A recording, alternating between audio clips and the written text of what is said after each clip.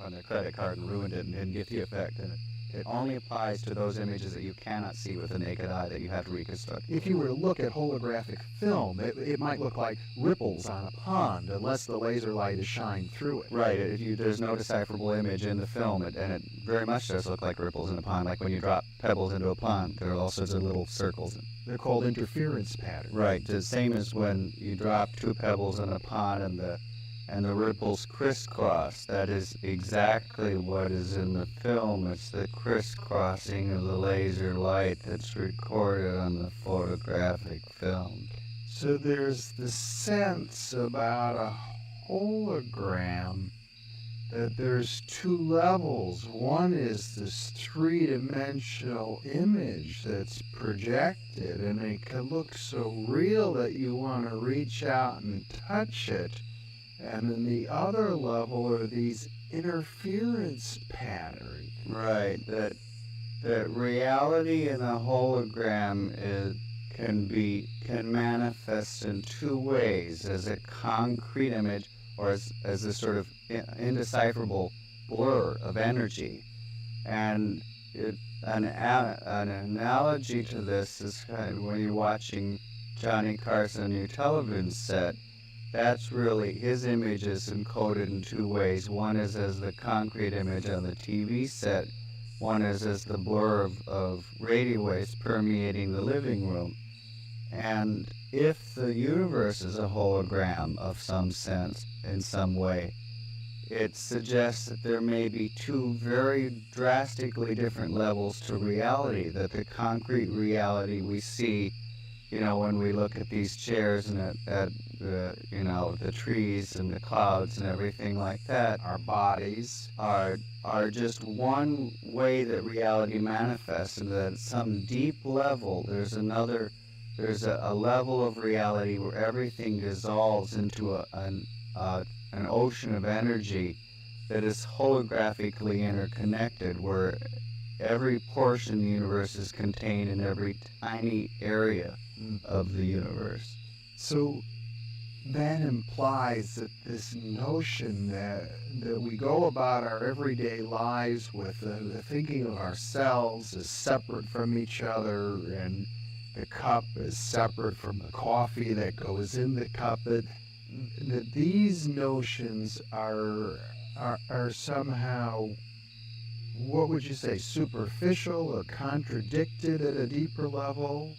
They're artificial, definitely, and Bohm really stresses this, and it's a very interesting notion, because in our Western way of thinking, we're so attached to the idea that when we come up with a concept like an apple or an electron or whatever, that exists out there, and we forget. It's kind of like fish unaware of the water in which they swim, that the conceptual pigeonholes we use, words, to describe reality, are phenomena inside our head. They're not out there.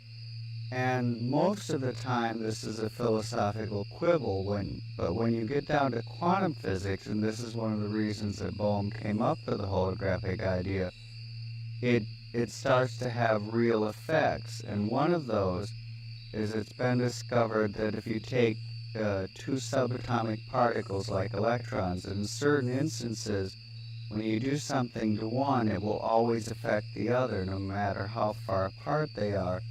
It's kind of like stories that you've heard of identical twins, where when one is hurt, the other feels the pain.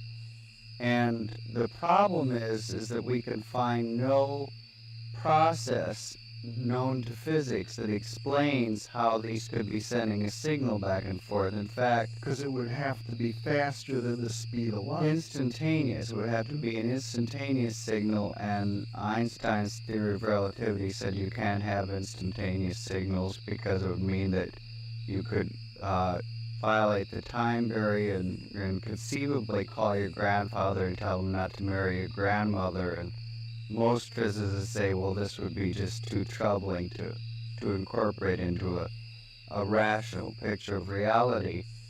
Bohm explains it in a different way, which is a very interesting way. And he says, if you imagine that you've got an aquarium in which you have a fish swimming, You have a TV camera facing the front of the aquarium, one facing the side of the aquarium, and you have a monitor attached to each camera. Now, you also imagine further that you come from a culture that's never seen aquariums, never seen fish, never seen monitors or cameras. All you are privy to is the two images on these screens. He says that maybe, if you look at these two screens, you're going to see a fish, a side view of a fish and a frontal view of a fish. And because you don't know what the deeper reality is, the reality of the aquarium, you may assume that these are two separate things.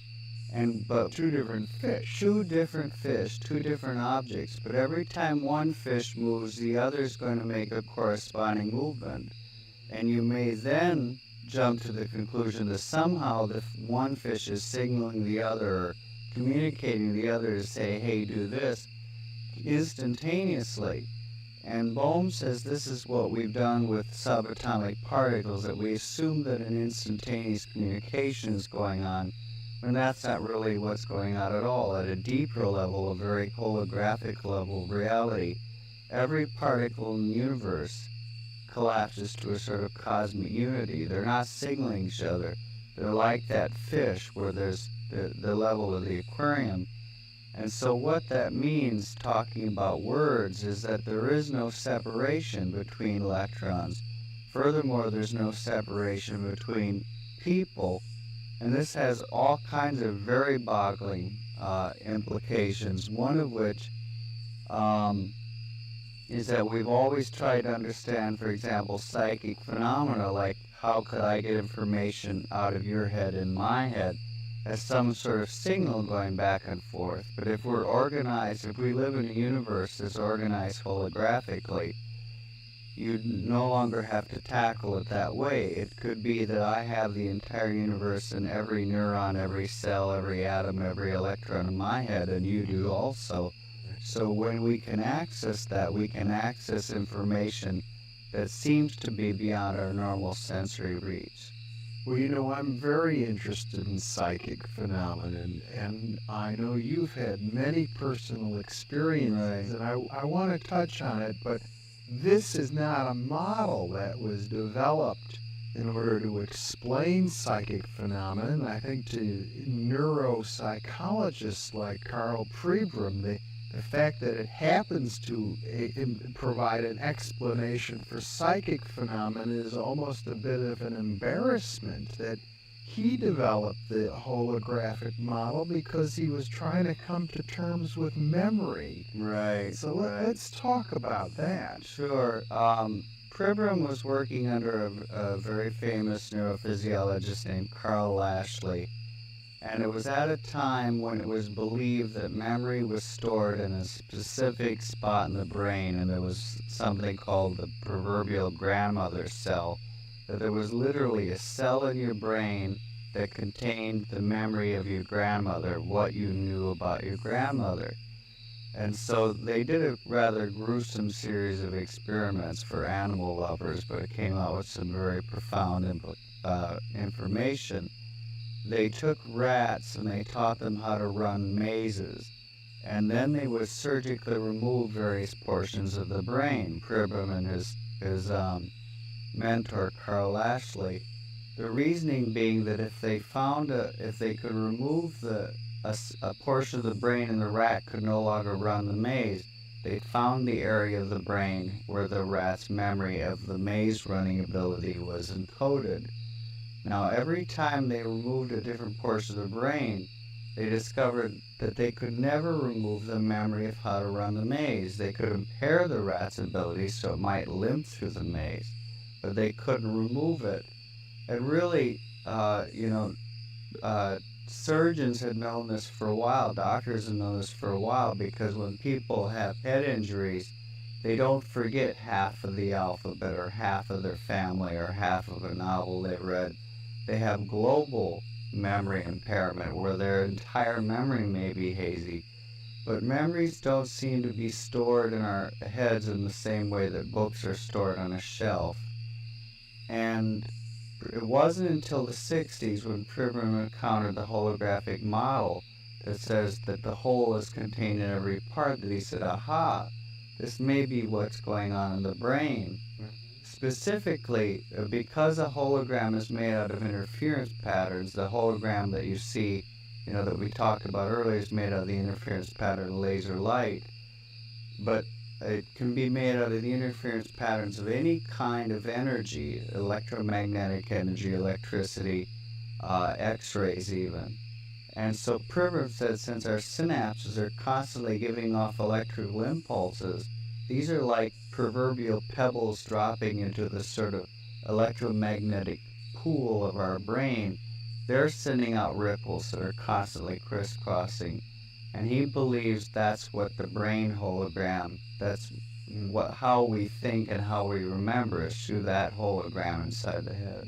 It would apply in another sense too, because if you take a hologram image and cut it in half or in quarters or in tenths, each time you reduce it in size, the image becomes fuzzier and fuzzier, even though the whole image is there, just the way memory would seem to be. And it becomes fuzzier when you have portions of the brain removed. Yeah. Correct. And Pribram then also noticed that the same principle applied for visual information processing. Well, yes, it's very interesting. He did not make the discovery, but he came upon the research done by other investigators. And that is another very interesting thing.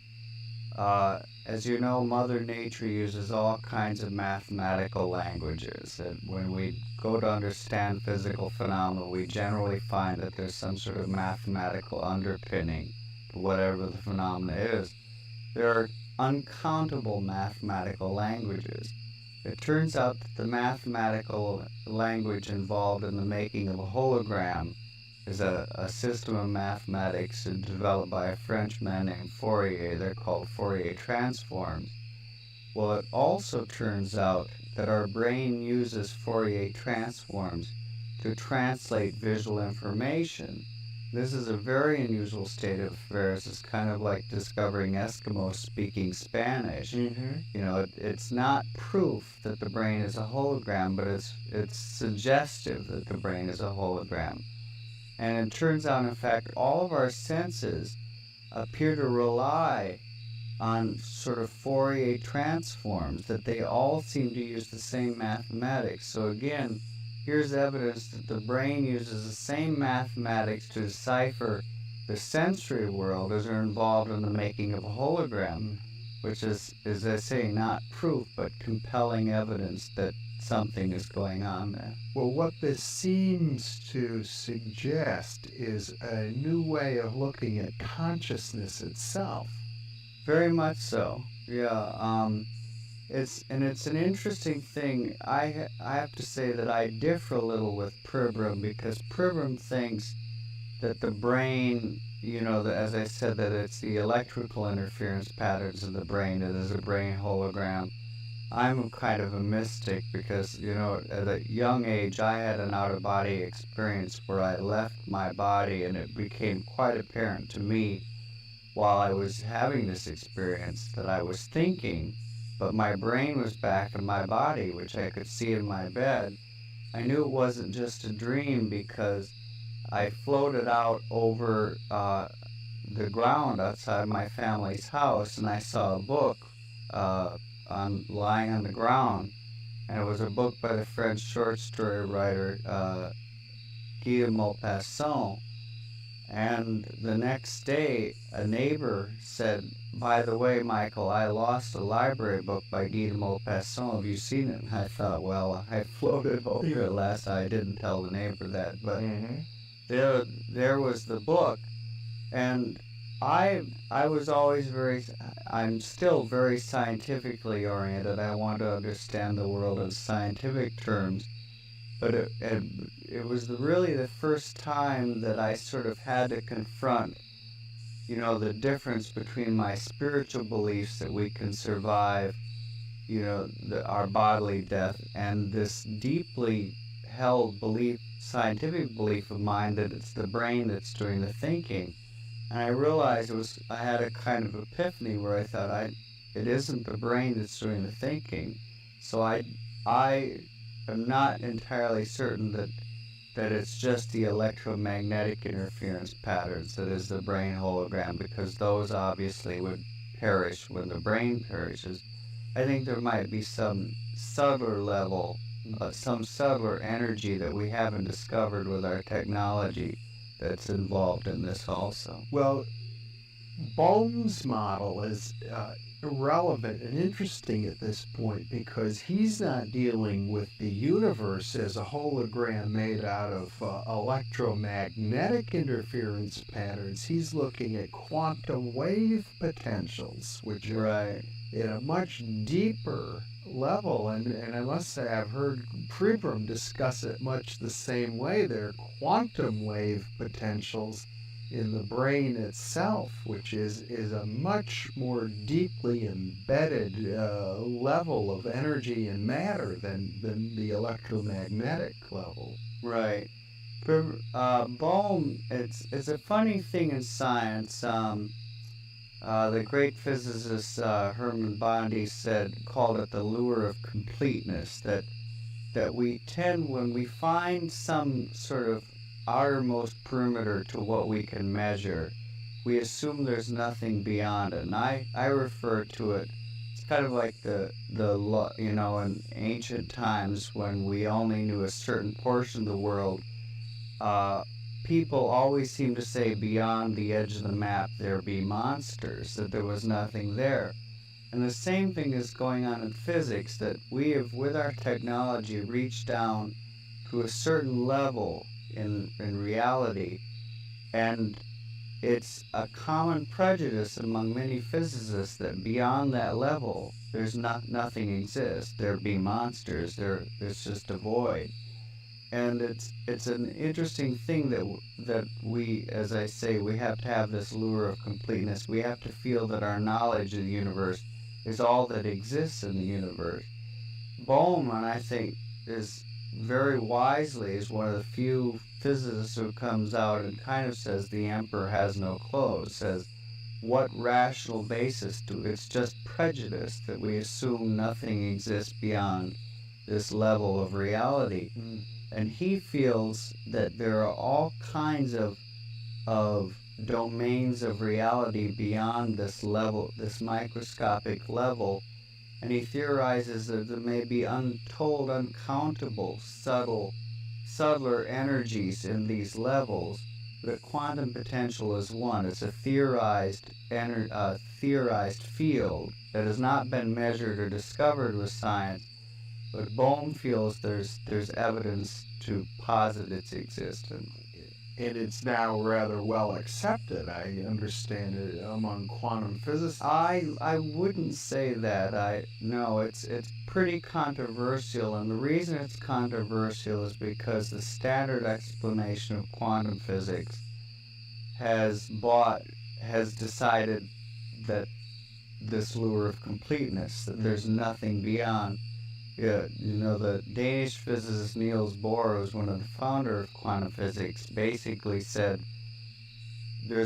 you get down to a certain level of reality and things become blurry and you can't know anymore. Mm-hmm. And Bohm takes a very different route, which at this point is very sort of looked down upon by a lot of physicists, because most have been schooled in the way of Bohr's thinking. Yes. And Bohm, the quantum potential is not looked upon kindly by most physicists, I would say. Well, I don't think we want to get into too technical a discussion of quantum physics at the moment, but I do think it's important to bring up the uncertainty principle, because it in a way it's where physics comes full circle. And as I understand it, physics are saying, well, there may be all kinds of stuff, but we'll never know it because we interact with it. Anytime we attempt to look at particles beyond a certain level, the very act of observation changes things. And that brings us to a point where we realize that the distinction between subject and object breaks down. Right.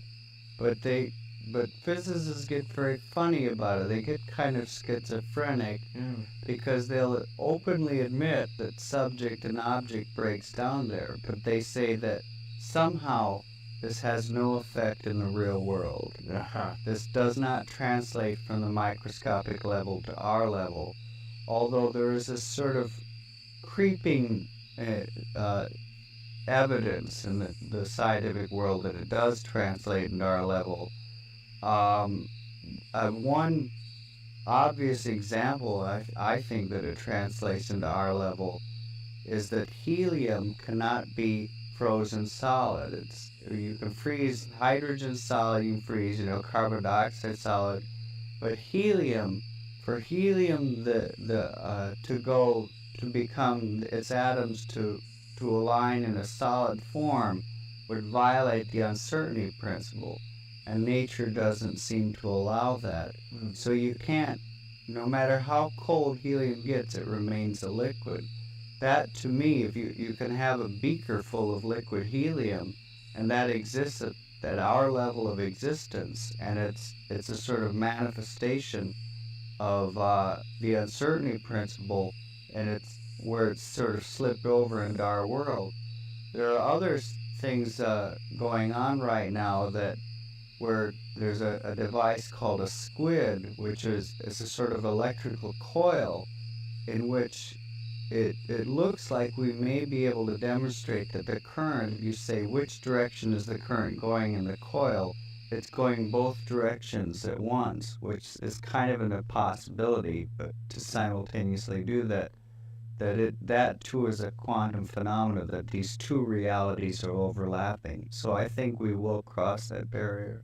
Well, I must admit, Michael, I'm not sure that I totally grasp the implications of those examples, but the examples I would like to focus on that do seem more relevant are the ones that suggest the enormous ability of the mind to affect systems in the body, the placebo effect, the work with healing and visualization.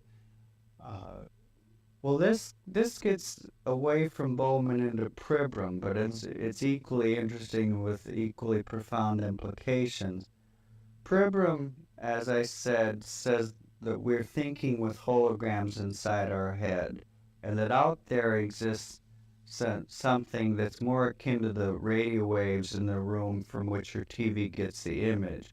So in essence, we're kind of conscious TV sets. And what we think is reality when we look out here is really just the image on the TV set inside our mind, but doesn't exist out there. And Pribram says this is why there's all kinds of evidence that we seem to respond more to the models of reality in our head than out there. In the holographic universe, I give an example of a psychologist who did a study where he took soldiers and marched them all the same distance, but he told some they marched he marched them all 30 miles or 20 miles, but told some they marched 10, some they marched 20, some they marched 30. But they all marched the same distance. At the end, he took physiological readings and discovered that physiologically they responded not to the actual mileage that they had marched, but to what they had been told, the model of reality that they assumed they had, the reality in their heads. And in medicine, people have used this application of the holographic idea that we respond to the model of reality. Say this may be why we respond more to the placebos, to fake drugs. There's a very famous example of a fellow who had lymphatic cancer, tumors the size of oranges all throughout his body. His doctor basically thought he had about 3 days left to live. The fellow heard about a new drug called Crebiozin and said, "You've got to give this to me." And the doctor said, "Well, frankly, I don't think you have long to live, and this drug takes several weeks to take effect. The man implored him, and the doctor gave in sort of as an act of pity. He gave the man ℜ𝔦𝔱𝔲𝔫𝔡, and 3 days later, the man's tumors melted, as the doctor put it, like snowballs in a hot stove, completely gone out of his body, faster than the strongest radiation treatment could have melted them away. The man is up or around, walking around his hospital room, resumes his normal life, seems to be completely cancer-free. Several months down the line, he reads an article saying ℜ𝔦𝔱𝔲𝔫𝔡 isn't that effective. Boom, boom, boom, all his tumors come back. He's back in the hospital. The doctor starts to realize that maybe it wasn't the drug that cured the man, but the man's belief. So he lies to the man, and he says, those articles are wrong. ℜ𝔦𝔱𝔲𝔫𝔡 is effective, and in fact, I've got an even more potent version of it. He injects just salt water into the man's veins. Again, the man's tumors melt away. He resumes his normal life. Unfortunately, many months down the line, he reads final studies on ℜ𝔦𝔱𝔲𝔫𝔡 saying it's completely ineffective. Boom, boom, boom, his tumors come back and he dies. Mm-hmm. But the bottom line is somehow this man had the ability to access some deep level of healing himself. It wasn't the drug, because salt water worked just as well as this alleged drug. And so again, here's an instance where he responded to the model of reality in his head, this deep belief that this drug would heal him, even though he wasn't even receiving the drug at a certain point in his treatment. And his body responded in kind. And that, to me, is the most exciting aspect of the holographic idea. And there are countless examples of it. There's a study of a new chemotherapy in England where they took a group of cancer patients. Half the patients they gave the drug, half the patients they gave a placebo, a fake. No one knew who was receiving the real drug or not. They told all the patients, this is a very toxic drug, may cause you to lose your hair. 30% of the people receiving just the fake lost their hair.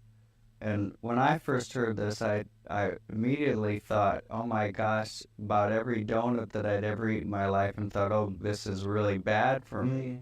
That I may be responding to the model of reality more than the nutritional aspects of the donut. Mm-hmm. Well, I think the stories of this kind have been known to scientists hundreds of years, but they've kind of been dismissed because scientists haven't had a good way to look at the possibility that consciousness can affect physical systems. We think of consciousness as an epiphenomenon. Right. But if one considers that there are standing waves, interference patterns, and in the brain, holographic images, it gives consciousness I hate to use the term mechanism because I don't think that's quite the right term, but it gives people a model in which they can begin to appreciate more the role of consciousness. That's true, and it also can be applied in another way, because if the universe is organized holographically, we've always believed, that there is no connection between the brain and the body. And of course, for most of the history of medical science in the West, in the past couple of decades, we're starting to say there's a connection. We're sorting out certain pathways, the neuropeptide systems, that sort of thing. But if the holographic model is correct, there are so many interconnections between the brain and the body, there ceases to be a division. Mm-hmm. So it becomes almost a moot point to say, what is the pathway? How is the brain connected to the body? Because there's no difference, just like there's no difference between those two electrodes. Well, and to take it a step further, as you do, one might say there's no solid, clear-cut distinction between ourselves and the rest of the whole universe. I mean, this has profound implications for spiritual experiences, of which you've had quite a number, and perhaps in the time remaining, we should touch on more of those. Yeah, very much so. As I said, I've always been very interested in science, but I also grew up with a lot of very unusual experiences, not the least of which is that I grew up in a house with a poltergeist haunting. So I had all kinds of examples of psychokinesis, of objects moving about on their own when I was growing up. And it really was a strange, in the sense that for me it was normal, and I had to learn that it was abnormal, and rather painful learning. And as I grew up, and my friends would find it very strange that these things would occur.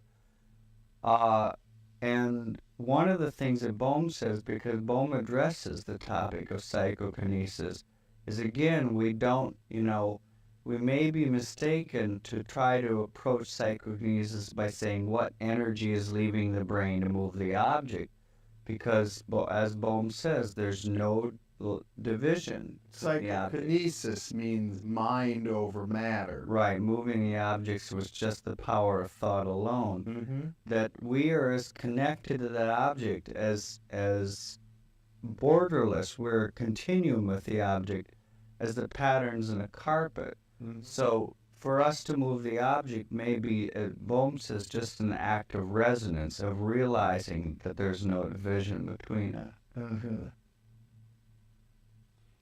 And can we talk for a moment about the issue of life after death, or spiritual experiences of other realities? Yeah, that's one of the areas you had mentioned earlier, that one of the exciting things about the holographic idea is that people have taken this and explored all different realms. That some have used it to say this is how acupuncture works, because it turns out that there are little micro acupuncture systems where you can find the entire body in the acupuncture points of the ear. Recapitulated. Right. In the ear, yes. Right. So we've talked about the placebo effect.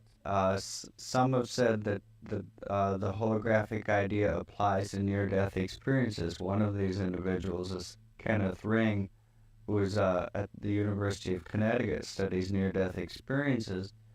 And it's interesting because in report after report of people who have been declared clinically dead, go to some apparent other level of reality and then come back, they refer to this other level of reality with terms like frequency and energy, and even hologram, that it's a more plastic level of reality where thought seems to create things instantly. There are instances of people having near-death experiences where they think they're hungry and instantly food appears. Or perhaps an even better example, when people find themselves out of their body.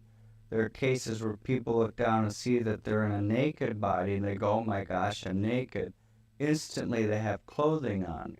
Now we don't assume that clothing has a soul, that it has a spirit that survives. So somehow it appears that the mind can sort of pull out of this ocean of frequency a hologram of clothing. And this is what Ken Ring says, is that we're entering deeper into the hologram when we have near-death experiences, when we leave our bodies. So there's so many different areas that have kind of been at the fringes of our understanding that we can now begin to look at with new eyes. Michael Talbot, it's been a pleasure to have you with me. And for those of you watching, you may be interested in knowing that this discussion will be part of a Thinking Aloud Inner Work videotape available along with an additional hour of discussion going deeper into these questions with Michael Talbot. Michael, thanks so much for being with me. My pleasure, Jeffrey. And thank you for being with us.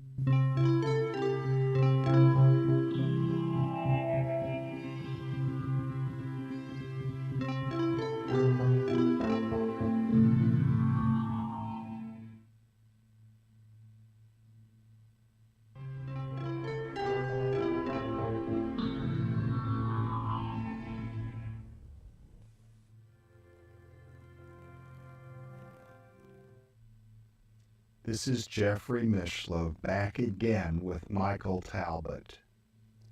Michael, now might be a good opportunity to talk in greater depth about some of your own personal experiences. I think maybe building on what you have discussed earlier regarding your childhood experiences with poltergeists. And let's discuss for you personally how the holographic model has helped you to understand these things. Okay, well, it's interesting.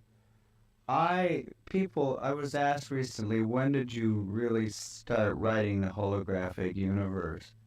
And I started writing it years before I heard of the holographic model, because the model of reality that's in the book that is implied by the holographic idea is the model of reality that I had arrived at because of my experiences. I'd had a lot of first-hand encounters with the plasticity of reality. A recent one is a good example of just how extraordinary some of these plastic events have been. I have a little jade Buddha on my desk that my mother gave me, and it is set in gold, and she came to visit. And I think it's significant that this was a time in my life I was going through a rather rough period and basically in need of having some reassurance that miracles are possible in the universe. And when she saw the jade Buddha sitting on my desk, she said, "Oh, I remember giving you this." And she picked it up, and I stood by her as we watched it. And as we looked down at the Buddha, there was a little explosion of red light, and a sphere of red light expanded out from the Buddha. Mm-hmm. And after it was gone, a red stone had appeared in the Buddha's head. And I don't know if it was a ruby or a rhinestone. I've been kind of afraid to have it tested. I don't know how I'd respond if it had been a miraculous rhinestone appearance. But my mother who's always been kind of like Gladys Kravitz on Bewitched when it comes to these things, kind of giggled nervously and said, "Gee, I don't remember that stone being in the Buddha's head before." And I said, "But Mom, didn't you just notice something really amazing?" And she said, "Well, looked like there was an explosion of red light, and a sphere of red light expanded away from the Buddha." And I said, "Well, yeah, that's what I saw." And she said, "Well, that can't be." And my sister was visiting and had actually worn the Buddha on a pendant. Mm-hmm. And so I said, "Well, she had told me that my sister wore it." I said, "Well, let's call her in and see if she remembers it being there, because even I who experienced these things, you still have this sort of gnawing skepticism, go, gosh, this can't be. Can reality really be this plastic?" So I said to my mother, "Now don't tell her that this stone materialized. Let's, In front of our eyes. Right. Let's see if she just notices it on her own." And my mother, bless her heart, when my sister comes in, she goes, okay, I won't tell her. But the moment she came in the door, she goes, "Pam, the stone just appeared out of nowhere in this Buddha's head." So we didn't have, a sort of straight scientific approach to it. But that's just one example. There have been many. I talked about the poltergeist. I grew up having all sorts of precognitive visions of the future, which at a very early age taught me that time wasn't as linear as we thought, and uh, things that we don't even have sort of scientific pigeonholes to put in, like a UFO encounter, and encounters occasionally with beings that appear to be spirits. I'm not quite sure what they are, but beings that aren't physical beings, and things that were just part of the natural warp and weft of my life, have always been. And as I say, it really came as a shock to me to discover that other people didn't know reality was plastic, and that's why the holographic idea excited me so. Mm-hmm. Well, now let's talk about it a little more, because I think conventionally people who have these experiences search in our culture for an explanation, and explanations are not readily forthcoming from mainstream institutions, or you could buy into a religious viewpoint and think of angels, or you might go to folklore and talk about the little people, or you might draw on theosophy or occult traditions. But what added insights do you get out of viewing these things in terms of a holographic model that you don't get from some of these other perspectives? Well, there are two implications, or two added insights. One is that, the science that we all learned in high school science class does not allow us to understand these things. The holographic idea is really the first sort of scientifically couched idea that says, here's how these things might be possible. But there's another, I kind of think, an even more profound implication of the holographic idea, and that this gets back to this notion that Bohm says that if everything is a continuum and infinitely interconnected, all of our ideas, all of the words we use to describe the world are artificial, are sort of just come out of our own belief systems and don't exist out there.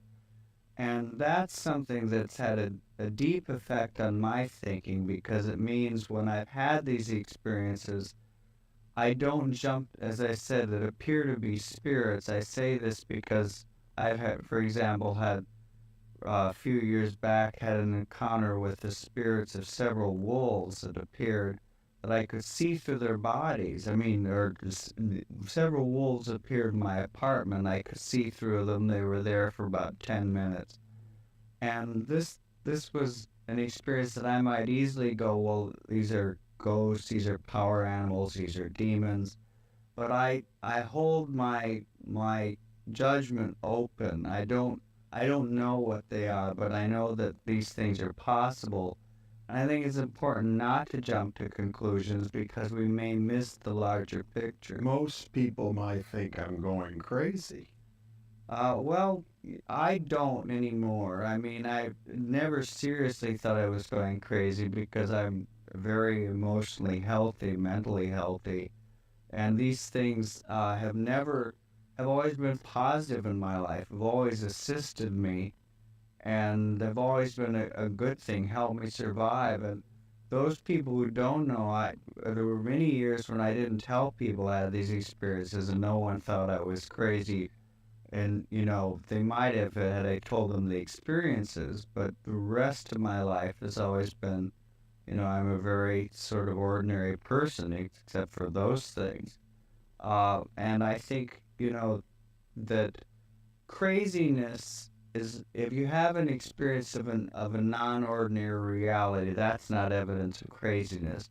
Craziness is if you have some sort of pathological problem, something that's destructive to your health or well-being, and I've never had that. Mm-hmm. But I think it might be a bit glossing over from what you've told me already, Michael, just to say that, say, your poltergeist experiences were 100% positive. Well, that's true, because nothing, I mean, again, we're putting our own intellectual pigeonholes over it. There were negative aspects to the poltergeist. Would you mind telling the whole story? Sure. The poltergeist, I always thought the poltergeist started when I was 5 years old, and it started raining gravel down on the roof of my family's home at night.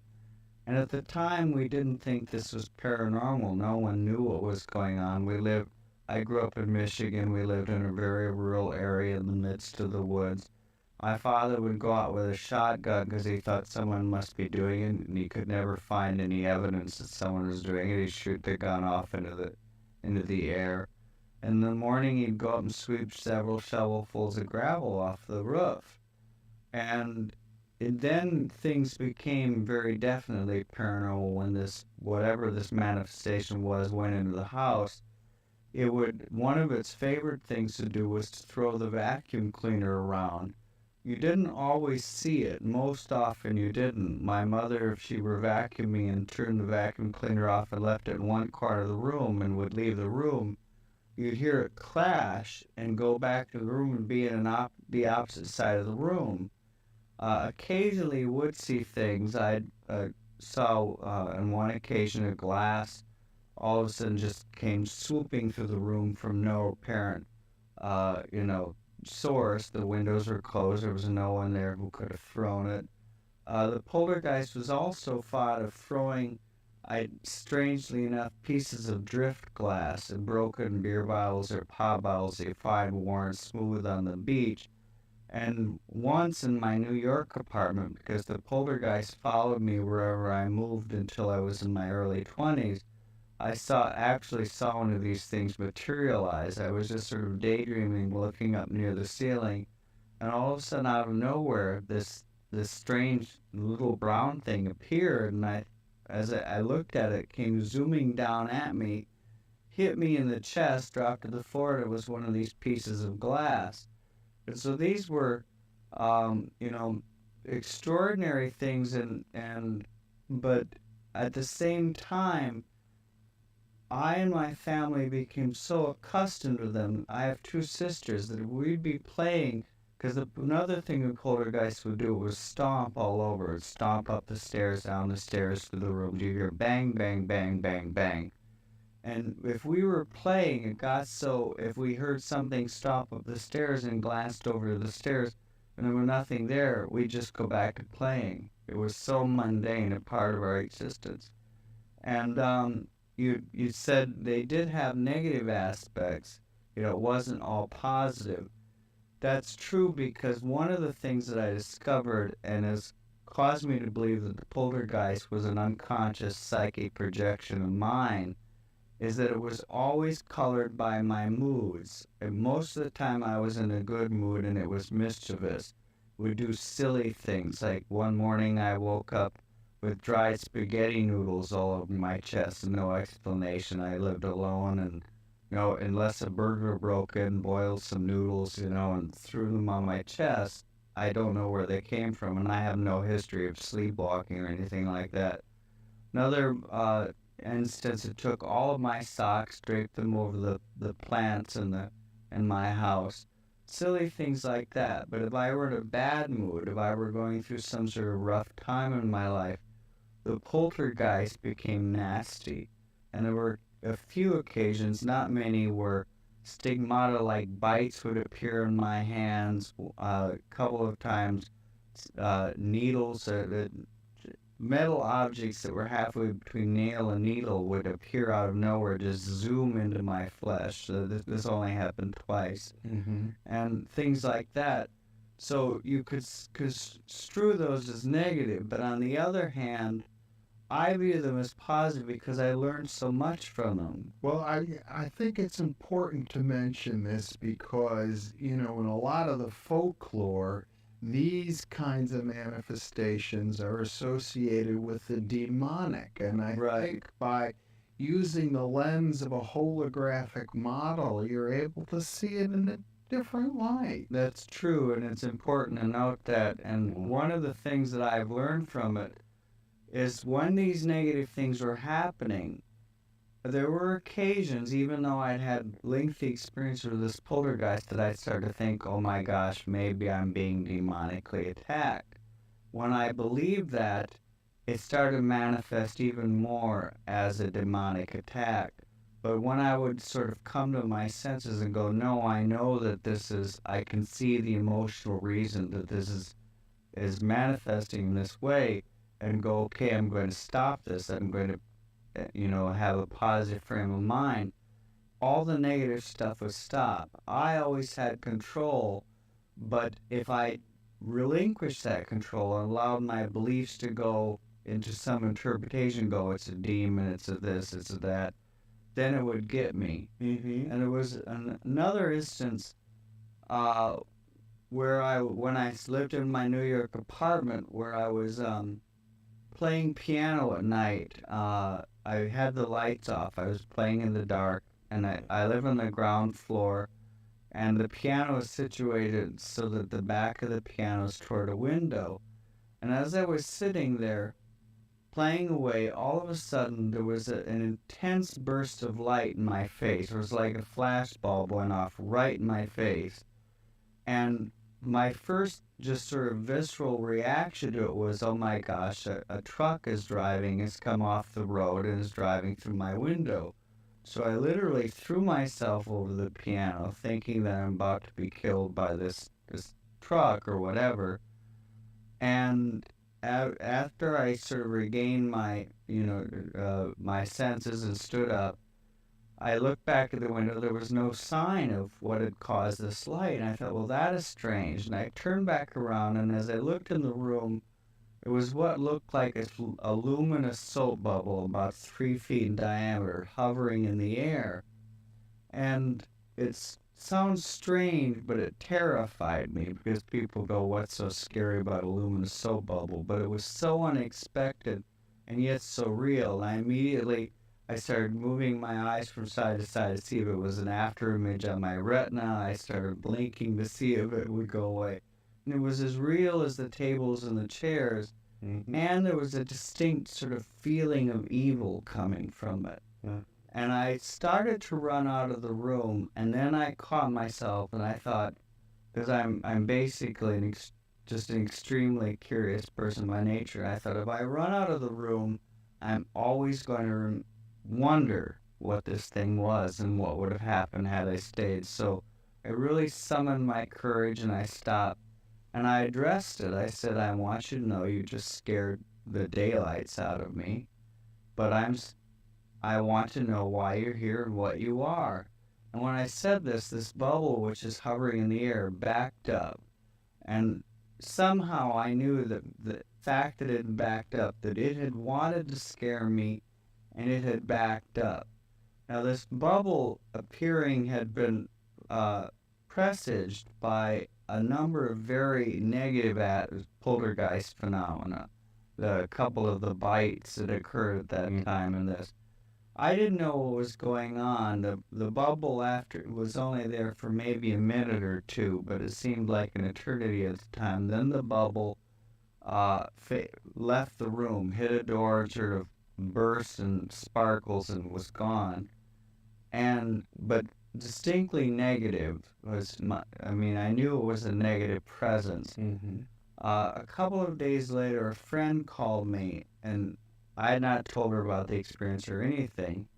And she said, Michael, I have a letter that I think you should read. And it turned out I had just moved to New York from Michigan. I'd attended Michigan State University. And there was a group of people there that were really only acquaintances of mine. They weren't that important in my life, but they were into black magic, and somehow they had fancied, which was totally their fantasy, not mine, that I was some sort of magician and that I was attacking them. And so they were doing group meditations and casting spells to get me. Counter magic. Right. And I had not even thought of these people. But what that taught me is that I realized that, because I still think I was in part feeding this phenomena with my own psychic energy, is that I was not shielding myself. Because what happened when I learned this, while it was going on, I was so interested, I allowed it to happen because I wanted to see where it was going. I wondered what the bubble was. I didn't say, okay, get out of my reality. But as soon as I found out what they were doing, I said, okay, all of this stops now. And just through an act of will, he said, this will not go this direction. Mm-hmm. And as soon as I put forth that act of will, all of these things, the negativity ceased, and the poltergeist resumed its harmless aspects. And what that taught me is that, I'm sometimes asked, do you think people can cast spells or can exert an outward influence to you? And I think that our will is always, it's what our will determines. But you also have to be conscious. You have to sort of shield yourself. And I have learned that I have developed a strong belief that I'm protected, so that my unconscious doesn't believe that I'm not protected and allow these things to occur. Mm-hmm. And when you do that, you are protected. Mm-hmm. So your sense is that these various events are taking place at another level of reality that's related to the holographic model. I do. I think that they're not just hallucinations, and I say that because I've had equally extraordinary experiences where there have been other people present and seeing the same things. Mm-hmm. But what's interesting is, again, as the holographic model says, there's no division between the brain, our thoughts, and the world out there, is that they always have some sort of psychological correlation with what's going on in my life. I can look at them and I can go, the reason this is negative is because these people were casting spells. And there have been event after event after event, or the reason the poltergeist is negative is because I'm going through a bad period emotionally. And I've discovered that there are psychological exteriorizations that become real. Mm-hmm. And I say that because, as I say, I don't believe they're hallucinations because other people have witnessed them with me. And the only explanation in my mind is that our thoughts do project into reality on occasion, do bleed through from the subjective to the objective.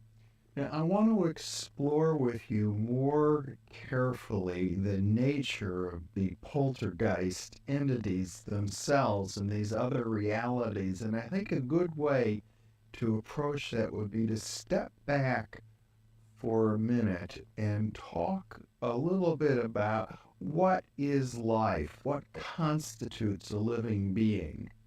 Well, again, we're getting into this area of conceptual pigeonholes putting over, on the universe. Right. And it's interesting. In another book of mine, I address this issue at some length, Beyond the Quantum, because if you think about it, how can you define life? There's every time anyone has tried to come up with a definition, well, life reproduces itself, it uses oxygen, whatever your definition is, you can always find something that doesn't seem to be alive that fulfills those criteria. My 6th grade science class, my teacher gave a list of things that categories or qualities that she said this typifies a living thing, and it occurred to me that fire fulfilled all those qualities. And I said, excuse me, does that mean fire is alive? She said, well, no, obviously not. And I said, well, how does this mesh with your definition? And this was addressed a few years back in a book called Life Beyond Earth by a physicist named Gerald Feinberg and a biochemist named Robert Shapiro, where they try to come up with a definition of life. And in a strange kind of way, they arrived at a definition that, in my mind, says that everything is alive. They don't quite interpret it that way, but they said life is, the more ordered a phenomena is, the more that you can assume it's alive. But again, order, how do we recognize order? Order is something that we recognize with our heads.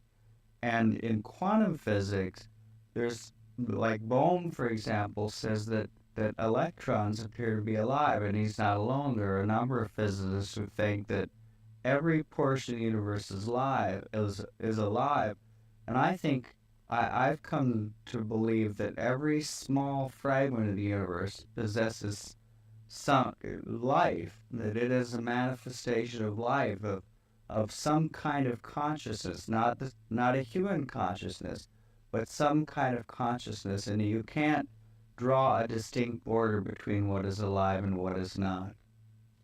I might just mention parenthetically that one of the best works I'm aware of in this regard is Arthur Young's book, The Reflexive Universe, in which he discusses the amazing qualities of a photon that seem to exhibit consciousness. Particles seem to make decisions in unique ways. Yeah. You can shoot an electron at a barrier. If you throw a pebble at a window, it either hits the window and bounces off, or hits the window and breaks through. You shoot an electron in a barrier, it can do all kinds of things. It can hit, bounce off, it can stop just before the window, dematerialize, materialize on the other side. It can stop just before the window and reverse its direction.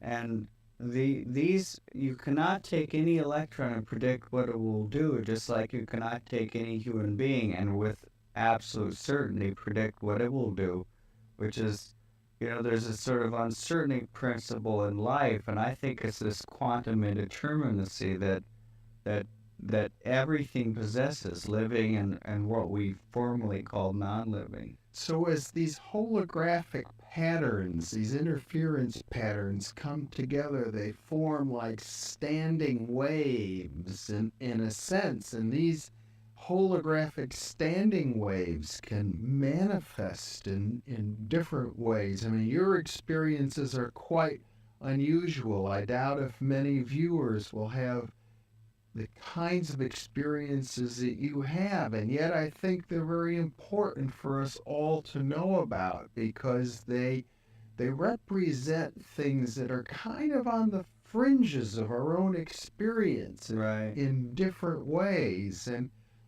what you're suggesting is that there's a kind of, I don't know the right word, and of course you pointed out the problems with words, but a quasi-lifelike quality to these poltergeists that it doesn't quite fit, the old occult models. Like, I don't... No, they represent, Carl Jung said that our complexes, the sort of belief systems or the agendas that manifest in our consciousness are quasi-independent, that they take on a life of their own, and yet they're a projection of our consciousness, and not a projection, but a manifestation of our consciousness. And to me, the poltergeist was like a complex. It was like one of these semi-autonomous things, but it wasn't only inside my psyche any longer. It manifested, it exteriorized. And I think, you look, there's so many phenomena like this that we try to interpret as objective. The UFO phenomena is a classic example where it just doesn't seem to fit a purely objective explanation. There thousands and thousands of UFO experiences every year. Many of them take a very absurd form, and it just doesn't seem possible that we could be visited by thousands and thousands of extraterrestrials behaving so absurdly all the time. And yet the evidence is very substantive that there's something going on. Mm-hmm. And I'm not the first. Many people have looked at this and said, gosh, there seems to be a psychological quality to these things, and yet they seem to be real. And I believe I've coined the term omnijective, that the universe is all omnijective. It's neither subjective nor objective. That everything possesses qualities that we associate with both. And the UFO phenomenon, if you look at it, it can almost, I believe, can be interpreted like a dream.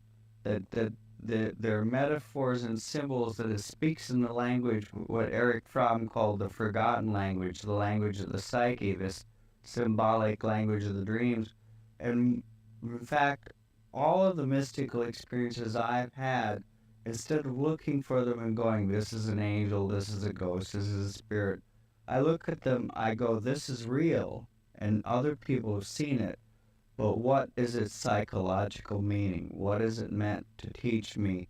How is it a projection of my consciousness, my psyche, and perhaps the psyche of those who've witnessed it with me? Let's go into more detail and more depth about your own personal encounter with this poltergeist, how you came to understand what it really was for you. Well, I don't know how I came to understand. I always just sort of knew it was a projection of mine. I mean, when I was a very small child, I didn't, because you don't have the intellectual savvy of an adult. But as I grew older, it was just so obvious to me that it was such a direct reflection of my interior landscape of what was going on in my psyche, that I automatically assumed it was, and it came as a shock to me when I started reading about poltergeist, that people didn't just accept that matter of factly, that of course it is one of the standard explanations is projection, but there's still people who say maybe it's a spirit, maybe it's this, maybe it's that. And so I don't have a specific point in time where I went, aha, this is the event that teaches me. I always just kind of understood it. When you developed some kind of a relationship with it as time went on. I did develop a relationship with it, and I guess, you know, the one thing that did help me understand it in those terms was an experiment conducted by the parapsychologist ℜ𝔦𝔱𝔲𝔫𝔡, where he and a group of people got together and they decided to hold seances, but instead of conjuring up a ghost, they decided to create a ghost. So they named him Philip, and to make sure that they were creating this ghost, what they did is they constructed an artificial history for Philip, but one that contained historical inaccuracies. Like they said, he was lived in the Middle Ages, but the king at the time that he lived was not the king that actually lived in those times. It was a king that had died. Fictional ghost. A fictional ghost. Yes. And they held the seance, and there's another interesting thing in this, is that they approached it first by being very mystical and very solemn, and sitting around a table and holding a seance, and that way nothing happened. And then they read about the research performed by an early investigator that said the Victorian seances were always very boisterous. They drank, they laughed, they sang. So they started holding seances where they laughed and they drank and they sang. And boom, Philip started to manifest, would start to answer through table rappings. Mm-hmm.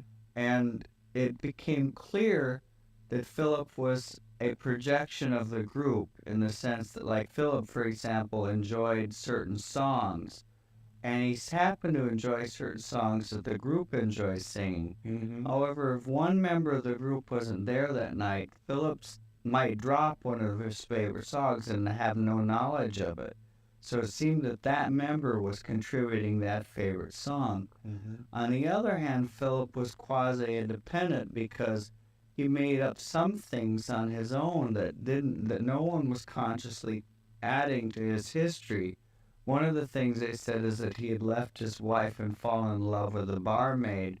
And Philip, through this table rapping communication, they said, "Oh, by the way, I never loved her. I just went away with her, but I never loved her." And he came up with that. No member of the group had fabricated that aspect of Philip. And if you think about it, this too is a quality of the psyche. I learned this once when I used to have a problem where I would nervously pull out the hairs in my beard, and I thought, okay, I've got to stop this. And so, just through an act of will, I went cold turkey on this habit, as one has to do with habits. And I was sitting and typing at my word processor one day, and all of a sudden I realized that I was typing with one hand, and I thought, why am I typing with one hand? I looked down, and my other hand was sneaking up to pull a beard hair out. A part of my psyche was trying to fool myself and pull this out. So it became quasi-independent. That habit was part of me, but it was also autonomous. You created it, and then it developed. It develops its own agenda. Let me speculate a little bit, because throughout this entire program, I've had this urge to pull something out of my eye, and I looked in the mirror earlier, and I realized there are no hairs. There's nothing tickling me. I thought there was, and yet I kept feeling it like that. That could be an example of some kind of a holographic standing wave for morphogenetic field. And anyone who's meditated knows that, when you try to quiet your mind, you're assailed by one thought after another, and they seem to assail you, not you bring them in. Mm-hmm. They have their own independence, their own agenda. And when I look at my interior landscape, every emotion, every desire, every feeling I have, I recognize is a part of me, but has its own inner impetus, has self-organized and becomes semi-autonomous and swarms in my head. And I really come to think of myself not as I, but as we, and that each of us is just a plethora of different consciousnesses, thousands, perhaps, uncountable consciousnesses, that our psyche is as rich with these entities, which are part of us. They're not separate from us, but they also have their own agenda. But our psyche is as rich with these things as the Amazon rainforest is rich with life forms. Mm-hmm. One of the interesting points that you made in an earlier discussion is that many of these phenomena, although they're quite real and they have an autonomous reality after we ourselves have created them, but they might not necessarily be meaningful. They might be striking in a sense, Right. but lead nowhere. Right. Well, I think synchronicities fall in that category. Synchronicities are meaningful coincidences, things that seem to be just coincidence, but occasionally are incredibly meaningful. Sometimes they're not. I had a series of synchronicities where one morning I was doing push-ups, and I had the TV on. There was a game show, and I wasn't consciously watching the game show. And all of a sudden, as I'm doing push-ups, I realized that I answered one of the questions without consciously focusing on what the game show was about.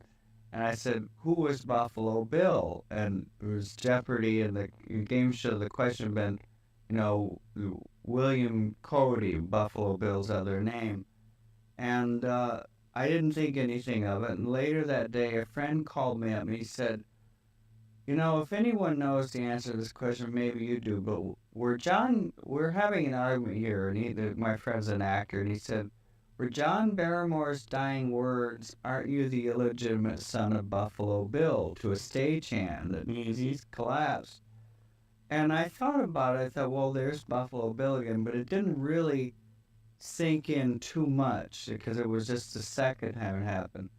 Later that day when the mail came, I got a Smithsonian magazine, and I opened it up, and the article I opened it up to was Buffalo Bill is alive and he's coming back.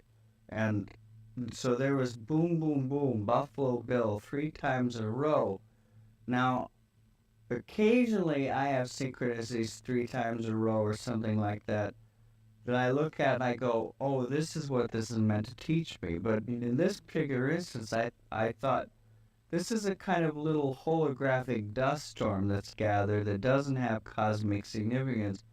And I really sort of frown on people that every event in their life, they go, this is meaningful, I've got it. What is God telling me because the chair fell here? What? Sometimes they're meaningful. Sometimes they have profound meaning.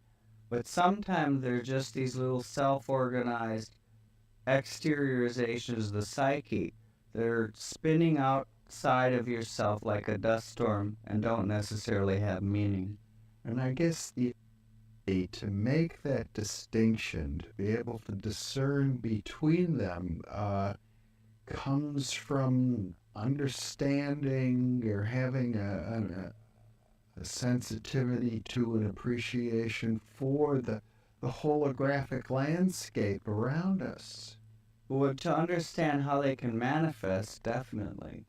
And equally understanding how the language of the psyche, which we don't do, so we don't even pay much attention to our dreams. And yet we have this enormous universe inside ourselves that's constantly giving us lessons and messages. And No, I interviewed this psychiatrist Montague Ullman for this book, and he said something which I knew, but he articulated it in a way that really sort of drove the meaning home for me. And he said that, you know, that he has lots of patients. He said it doesn't matter who the patient is in the waking state. He can have a man who's a total jerk, but in his dreams there's a wisdom that's way beyond him. That his dreams are constantly trying to teach him not to be a jerk, or not to be selfish, or not to be greedy, or whatever. And I thought, this is true. Our dreams have this wisdom, and yet most human beings don't pay enough attention to dreams to even remember them on a regular basis. They let them in the, exist in this foggy interior world, and they don't access it. I think it's the Talmud is written. It says an uninterpreted dream is like a letter left unopened, and I believe that. I think we have to do that as well.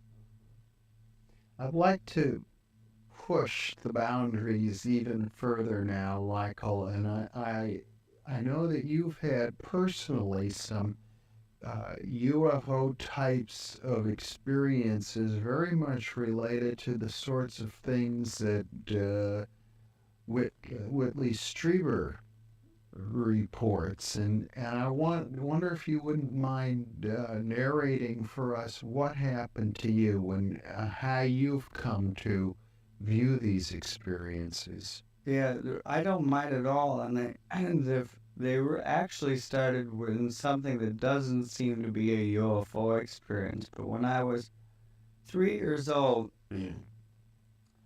I have a memory in my head, and I don't know where it began or where it ended, but it's absolutely vivid to this day, of this woman. I call her a woman, but I don't know. It might just have been an androgynous being. It's a figure with long white hair wearing a long white robe, taking me out of my bed and walking me through a woods. And I was terrified because I was dark and I didn't know who this person was. The only way that I could deal with it was to sort of tell myself this has got to be my mother, even though my mother, this did not fit the physical description of my mother. We got to the shore of a lake, and this entity said to me, "Are you afraid, Michael?" And I said, "Yes, I'm very afraid." And it said, "Then hold your hand palm upward toward the moon."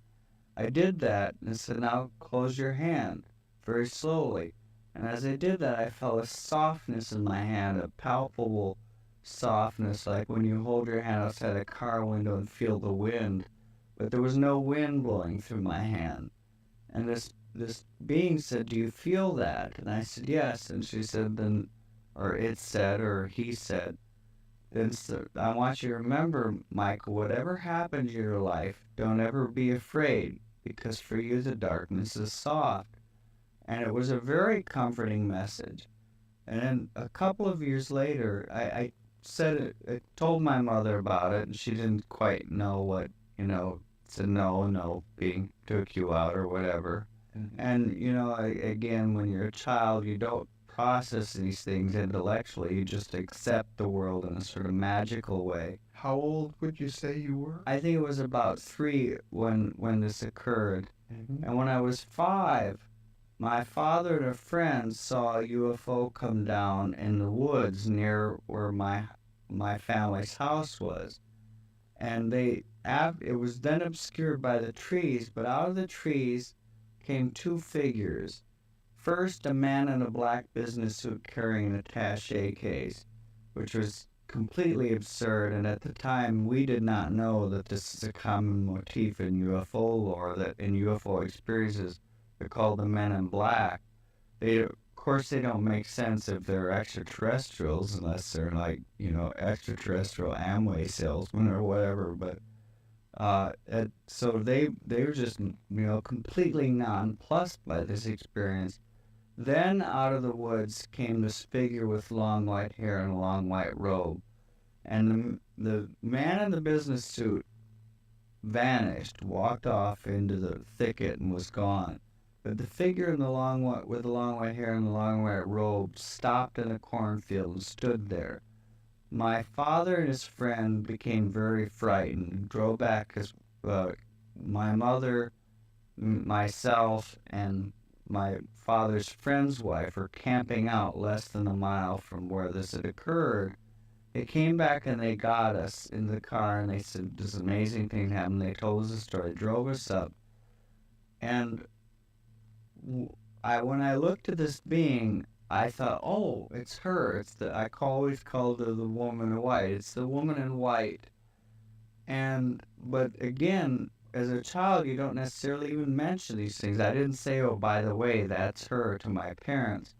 My father wanted to go see this being, talk to it and say, what are you? Why are you here? My mother said, no, no, no. And finally, we watched it for about 10 minutes and finally drove away, not knowing quite what to do since everyone was too afraid to approach it. The next day, my father went back with a neighbor who taught astronomy at the local Grand Rapids Junior College. And they looked for the landing site of this thing that had come out, which looked like a green ball of light and came zooming out of the air. They couldn't find the landing site, but they did find the footprints of this being in this white robe, and they looked like little skis. They were pointed and very narrow, and they went back into the woods. They took photographs of the footprints, my father's hand next to him for size comparison. Unfortunately, the photographs have been misplaced, but lots of people who had seen them at the time. Mm-hmm. And that experience, after that occurred, is when the poltergeist phenomenon manifested in the house, and it's become known now in UFO phenomena that poltergeist hauntings often follow UFO sightings. And this is further evidence UFOs aren't just a purely objective phenomena. They seem to blow some sort of psychic doorway open in people when strange things start happening. And with me, I believe it blew some sort of gasket open that allowed this psychokinetic essence or energy to come out. And when I look at this and try to interpret it in terms of, as I say, extraterrestrials, it just doesn't make sense. I believe that I don't quite know what it is, but I believe the universe has many, many levels of reality. I think UFOs are non-physical. I definitely think that we're not necessarily meant to interpret them at face value. And when you say non-physical, are you implying that they're not part of this holographic reality either? They're a different channel on the holographic television set, a different channel than our physical universe is on, is what I believe. Yeah. And I think they're uncountable channels on the holographic TV, and probably as many civilizations and such a richness of life on those levels as there is on our own planet, in our own universe, probably. And that there are probably consciousnesses and civilizations that are advanced enough to bleed through. But maybe some of these things also, we don't, they may be like just at the level of wildlife, in their mentality, but on another level of reality. They may not be sophisticated, but they may have the ability to sort of manifest in a form that fools us. And actually what I think is going on is that when you encounter something that is truly of another reality, your perceptions and trying to pull it out of this blur of energy and make it into a hologram don't quite know how to put it into form. And so I think that the reason there are many psychological motifs in UFO experiences is because there's something going on, but the surface appearance is a product of the person's own psyche. In other words, a lot of what's going on in these various holographic realities are like ink blots. dreams. Right. They can be interpreted like dreams as well, that they have psychological symbols in them. Mm-hmm. But they're also something real there, because UFOs can be tracked on radar. They leave circles, on the ground. They leave traces of physical evidence. And so I think I'm reminded there's a story, I don't know if it's apocryphal. I've never really been able to track it down. Been attributed to Darwin Magellan, but something to the sense that if you use Magellan, that when Magellan first went ashore in Tierra del Fuego, that the natives saw that he came ashore in rowboats, but he left his ship anchored out in the harbor, and they said, "Well, how did you get here?" And he said, "In that ship," and they couldn't see the ship. Yes. And we certainly know that there's evidence of this. There are tribes in the Gold Coast of Africa that can't see photographs or can't see movies, and that there's sometimes, that there seems to be our cultural upbringing imprints in us what we can perceive, that sometimes we literally can't perceive something because we don't have the vocabulary, the cultural and perceptual vocabulary to see it. I think UFOs fall into that category in a very extreme way, that they are so alien to our ordinary perception that our brain really pulls deep psychological baggage out of our psyches to hammer them into some form. And when we look at them and read them at face value, like that they're abductions or whatever, I think that we're looking at our own unconscious interpretation of the phenomena, and that we have to go deeper. We have to see beyond our own psychological baggage to truly begin to recognize and understand what's going on. Mm-hmm. Well, it would seem to me that it's true that we've been blinded by our culture. We're very much like the people as described in Plato's cave, who can only see the shadows on the wall and not the light. But yet I feel that something's happening. There is a movement in the culture. The very fact that you can take a rather respectable scientific concept like the holographic model of the brain and the holographic model in physics and see that it can be, without a lot of stretching, used to incorporate many of these very things. And Pribram, for one, acknowledges that as well, suggests that, right or wrong, the model is helping us to open our eyes to these I think so, yeah. It's interesting, there's sort of a bit of a movement afoot to begin to look at these things, because it's kind of the story of the blind man and the elephant, where they go up, one touches the trunk, one touches the leg, and says, well, this animal's like a snake, no, this animal's like a tree, because they're not seeing the whole picture.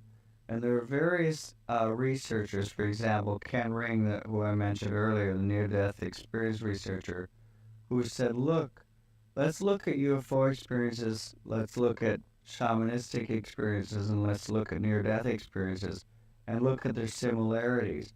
Maybe they're all portions of some proverbial elephant that we're missing. And I think he's right. I think that they're all experiences with the other channels on the holographic TV set.